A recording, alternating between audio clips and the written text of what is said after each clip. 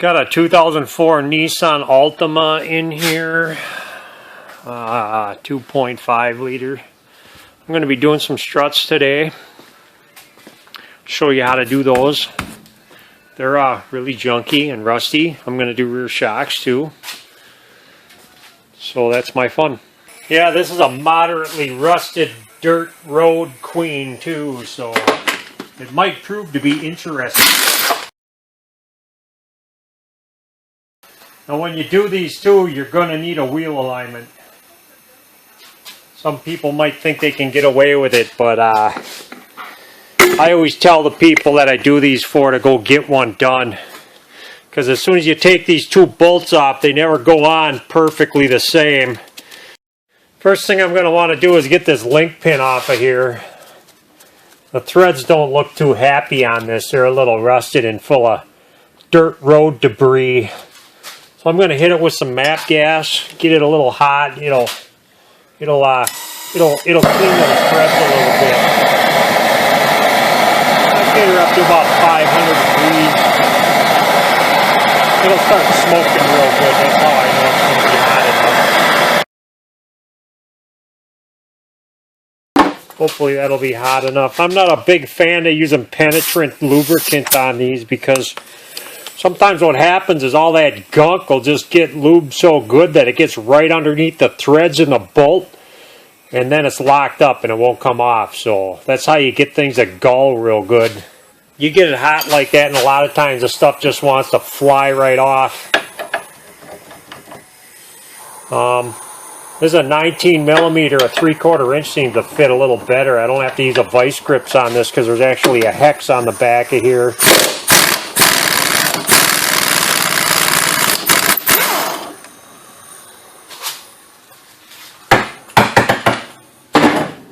Yeah, through my experience, I find out that these threads, they come out a lot cleaner when you don't lubricate them. You know, I got a little clippy thing up here I want to get off. You can just use a vice grip or a pair of pliers or whatever. I like these needle nose vice grips. Seem to work pretty good for that. Uh-oh, I got a 1 5/16 inch socket. I don't know what that is in metric. Ooh, and that don't want to come off. Shame. 17, 19.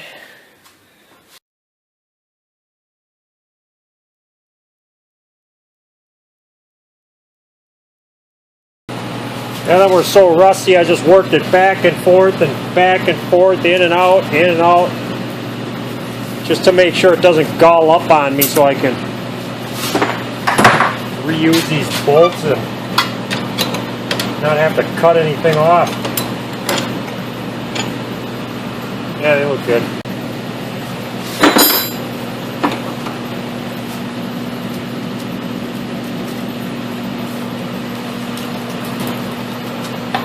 The reason why I take this nut off is so I don't separate the axle.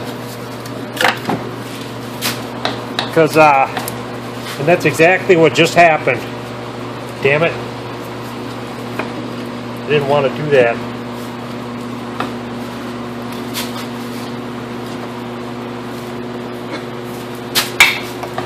Hopefully I can get this back in here. There, it popped back in, luckily enough.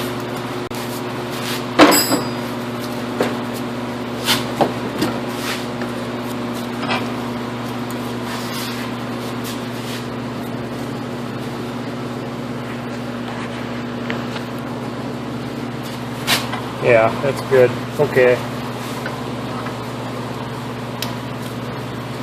There. Well, that turns real nice. I'm not going to need any strut bearings, thankfully. His bellows boot's all blown out too, but given the vehicle, he doesn't want to keep this for a very long time, so I'm not going to put a new one on it. I'm going to leave this. He's got a bumper that's still, well, present. I'm going to I'm going to put that back on, yeah, but this boot right here is...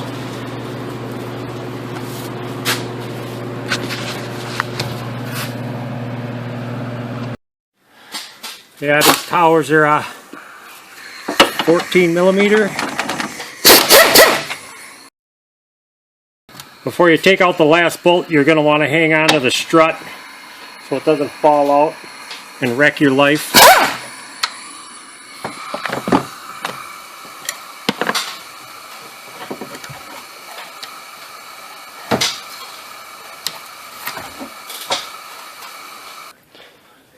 Now there's a couple of ways you can go about this. I got regular struts.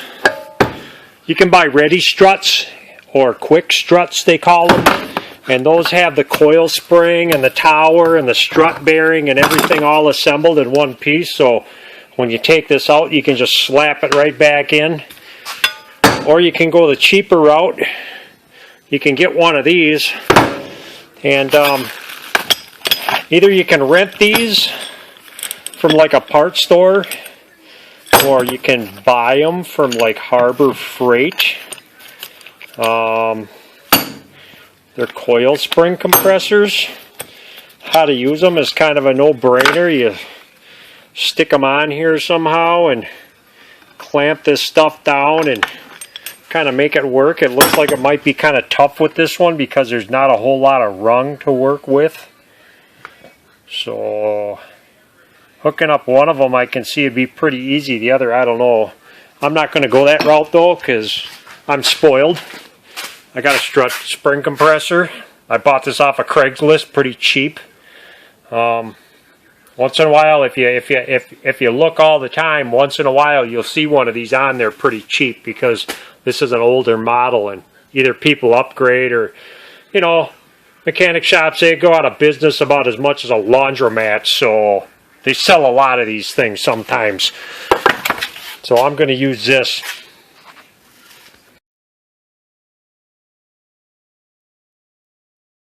I put at least one of those on there to keep the coil from spinning down. Once in a while it happens.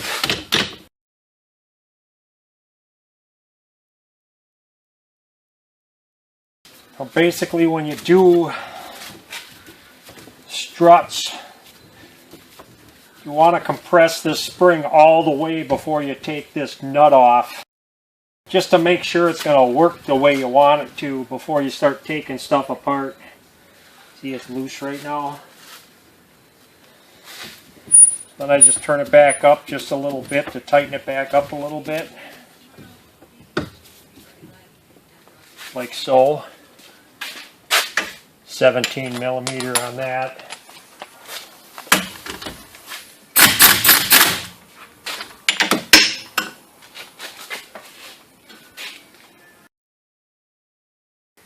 These are slotted too. Thankfully there's a groove in this one, so it only goes in one way, and you'll be able to get this out with like a socket. You don't need an impact, thankfully enough.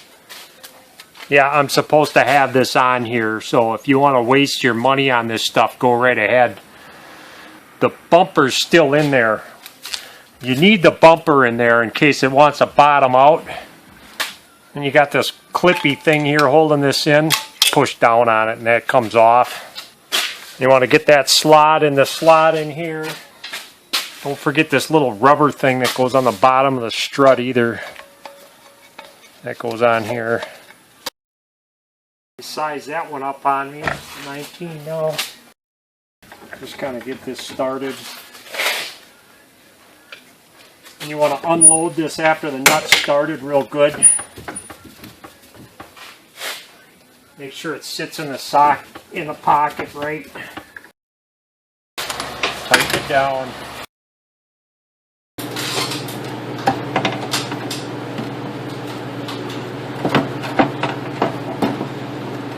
Well, this only goes in one way, so it's kind of hard to screw that up.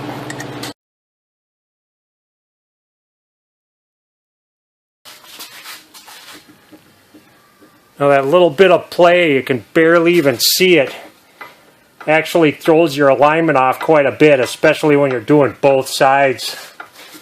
So it's really impossible to get it the way it was on both sides.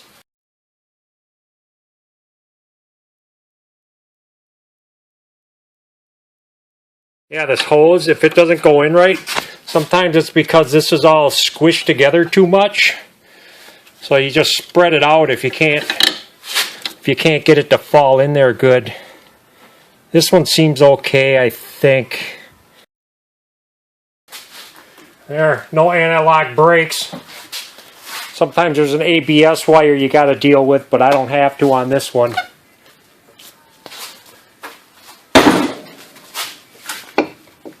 Yeah, everything's tight, feels good. Do the same to the other side. I highly doubt anybody's going to run into this, but on this side, there was a really long bolt and it's smaller in size. And some people do this to adjust the camber and cast, or to adjust the camber angles. And if I look at it, it's off center. It's actually, the top side is pushed that way. So they actually put positive camber on this. So when I put this back in, I'm going to want to put it the same way. I'm going to actually pull back on the strut. And I forgot to mention as well, I got these new struts in, and this bumper is supposed to go up here, and I just let it fall. I'll let it hang like that because it'll help clean this. It'll help clean this, keep this strut clean. It ain't gonna hurt nothing or make any noise if it just sits here and flops around like that. So there, that's my cheap fix thing. Okay, these rear shocks are pretty easy. You basically just got to take this bolt off and these two bolts and take it out and swap over some parts, and that's it.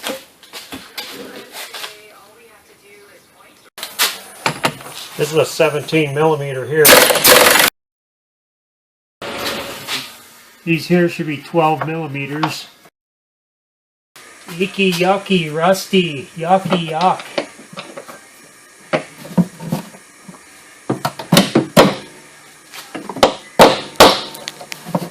Yeah, I got a wobble extension on here.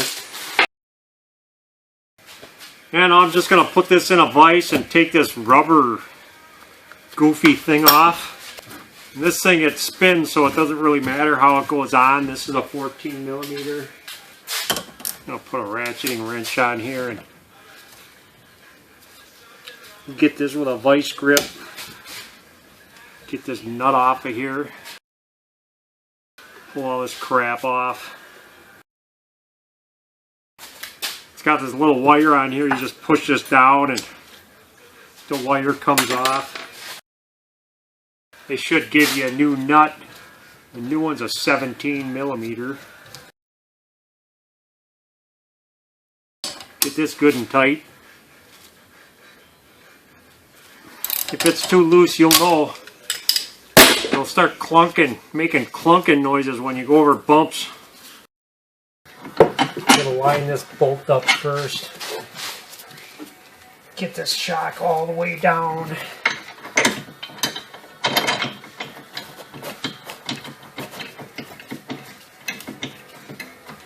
Yeah, there, that lined up. Yeah, I got that bolt in, and now I just gotta put them up there like that. There. So do it that way.